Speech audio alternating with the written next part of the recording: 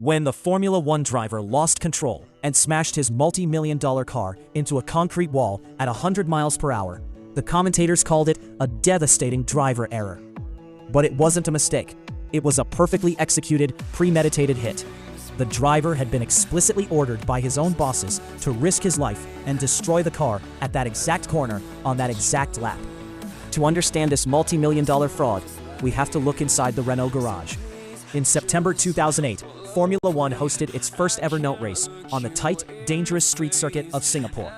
The Renault F1 team was desperate. Their star driver, Fernando Alonso, was having a terrible season, and the team sponsors were threatening to pull their funding.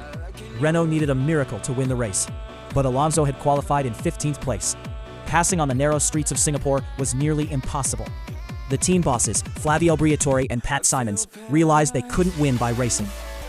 Before the race, Briatore and Simons pulled their second driver, 23-year-old Nelson Piquet Jr., into a secret meeting.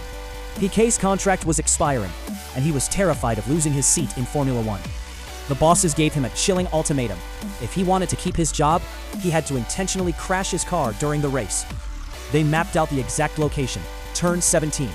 It was a blind corner with no cranes nearby, meaning a crash there would instantly force officials to deploy the safety car, halting the race and bunching up the pack. The trap was set. Renault brought Alonso into the pits for fuel unusually early, on lap 12. 2 laps later, Piquet Jr. reached turn 17. He hit the throttle early, intentionally spinning his rear wheels, and violently slammed his Renault into the concrete barrier. Just as the bosses calculated, the track was blocked. The safety car was deployed. Every other driver on the track was suddenly trapped behind a slow-moving pace car, forced to pit under terrible conditions. The plan worked flawlessly. Because Alonso had already completed his pit stop right before the crash, he leapfrogged the entire field while the other drivers were scrambling. Alonso cruised to an easy victory. Renault celebrated wildly, securing their sponsors and saving their season.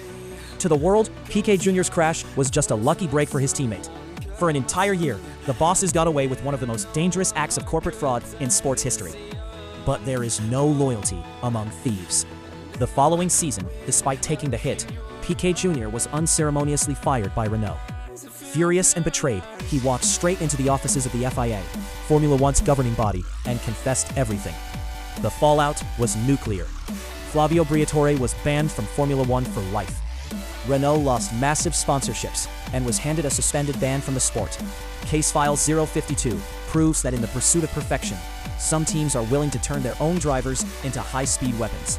The vault is expanding. Hit like, share this conspiracy, and subscribe to the channel. The files are only getting darker from here.